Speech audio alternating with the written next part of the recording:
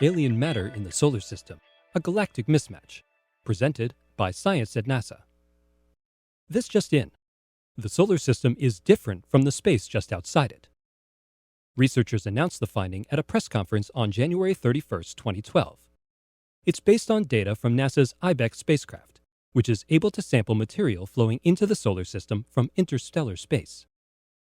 We've detected alien matter that came into our solar system from other parts of the galaxy, and chemically speaking, it's not exactly like what we find here at home, says David McComas, the principal investigator for IBEX at the Southwest Research Institute in San Antonio, Texas. Our solar system is surrounded by a magnetic bubble called the heliosphere that separates us from the rest of the Milky Way. Outside the heliosphere lies the realm of the stars, or interstellar space. Inside lies the sun and all the planets. The sun blows this vast magnetic bubble using the solar wind to inflate the sun's own magnetic field. It's a good thing. The heliosphere helps protect us from cosmic rays that would otherwise penetrate the solar system. Launched in 2008, the IBEX spacecraft spins in Earth's orbit, scanning the entire sky.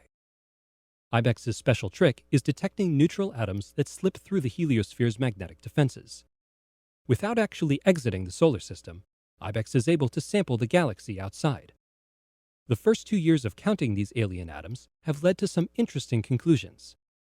We've directly measured 4 separate types of atoms from interstellar space, and the composition just doesn't match up with what we see in the solar system, says Eric Christian, mission scientist for IBEX at NASA's Goddard Space Flight Center in Greenbelt, Maryland. In a series of 6 science papers appearing in the Astrophysical Journal, the IBEX team reported that for every 20 neon atoms in the galactic wind, there are 74 oxygen atoms. In our own solar system, however, for every 20 neon atoms, there are 111 oxygen atoms. That translates to more oxygen in any given slice of the solar system than in local interstellar space. Where did the extra oxygen come from? There are at least 2 possibilities, says McComas. Either the solar system evolved in a separate, more oxygen-rich part of the galaxy than where we currently reside, or a great deal of critical, life-giving oxygen lies trapped in interstellar dust grains or ices, unable to move freely throughout space, and thus undetectable by IBEX. Either way, this affects scientific models of how our solar system and life formed. It's a real puzzle. While IBEX samples alien atoms from Earth's orbit, NASA's Voyager spacecraft have been traveling to the edge of the heliosphere for nearly 40 years, and they could soon find themselves on the outside looking in. Researchers expect Voyager 1 to exit the solar system within the next few years. The new data from IBEX suggests the Voyagers are heading for a new frontier indeed.